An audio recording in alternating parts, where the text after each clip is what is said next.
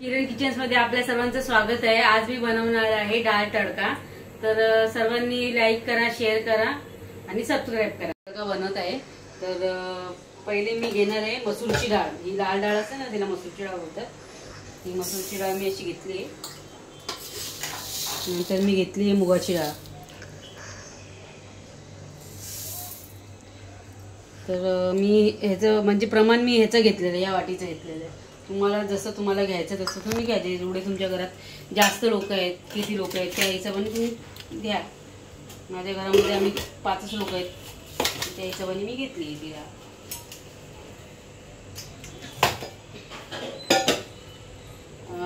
तर मी डाळ धुवून घेते, स्टॉप कर। आता आपण ना याच्यामध्ये डाळ मी धुवून घेतलेली आहे दोन्ही पण।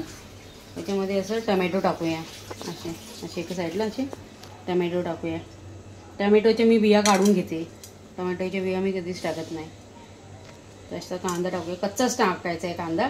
त्याच्यानंतर हे लसूण टाकायचे, त्याच्यानंतर ही हिरवी मिरची एकच टाकायची, कारण आपल्याला डाळ तडका करायचा म्हणजे आपल्याला लाल मिरच्यांनी आपल्याला तडका द्यायचा आहे। आता मी याच्यामध्ये हे सगळं टाकून घेतलेलं आहे। ते आपल्याला याच्यामध्ये काय करायचं आहे, हिरवी हळद टाकायची आहे, हळद टाकायची, अर्धा चम्मच हळद टाका, चवीनुसार मीठ टाका,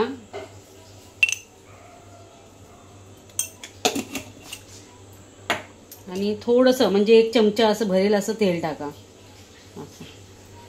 आणि त्यानंतर तुम्ही पाणी टाका। पाणी तुम्ही 1 ग्लास टाकलं तरी चालेल।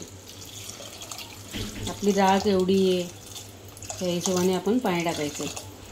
एवढं पाणी टाकलेलं आहे। आणि आता मी डाळ ही कुकरच्या 3 शिट्टी होईपर्यंत ही डाळ मी शिजवणार आहे। कुकरच्या 3 शिट्टी झाली की मी डाळ काढेल आणि मग त्याला तडका देईल। कुकर लावलेलं आहे, तर 3 शिट्ट्या येऊ द्या, मग आपण त्याला तडका मारूया।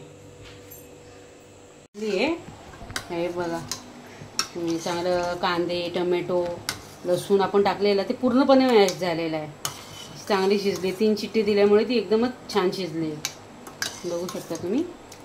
आता आपण तडक्यासाठी हा पॅन छोटा, आपल्याला जे तडका देतो ना तडका पॅन, याला तडका पॅन बोलतात। तर या तडका पॅनमध्ये आपण सर्वप्रथम काय करायचं, ऑइल टाकायचं म्हणजे तेल टाकायचं आहे। 1 मिनिट, तर मी तेल टाकते इथे। तर आपण तेल टाकून घेतलंय। आता तेल थोडंसं गरम होऊ द्यायचंय।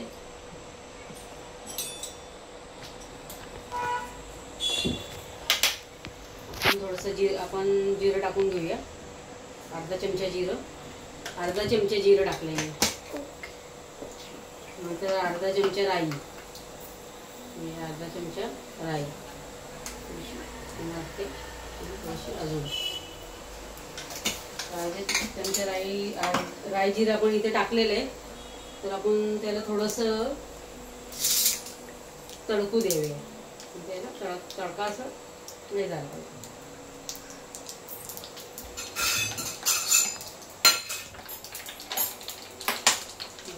त्याच्यानंतर आपण काय करूया, मी लसूण इथे चॉप करून घेतले, ते कापून घेतले होते मी लसूण इथे।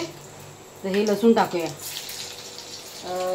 गॅसची फ्लेम थोडंसं स्लो करूया। नंतर मी लसूण टाकले इथे, लसूण टाकतो। आपल्याला काय करायचं, थोडंसं मी कढीपत्ता घेतले, माझा धुतलेलाच होता, मी धुवून ठेवते कारण माझी घाई होती खूप करताना। कढीपत्ता घेतलेला, कढीपत्ता भरपूर घ्यायचा, खूप छान वास येतो। तर मी कढीपत्ता टाकलेला आहे, आता मी थोडंसं त्याला हलवून घेते।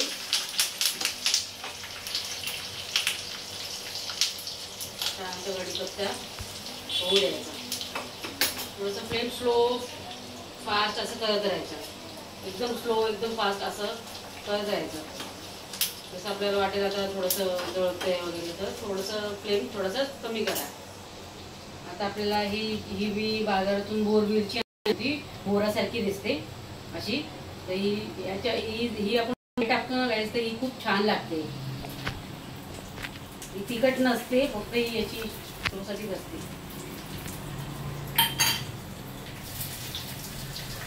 हा तडका असा केलेला आहे पूर्ण याच्यामध्ये पूर्ण थोडंसं फ्लेम फास्ट करते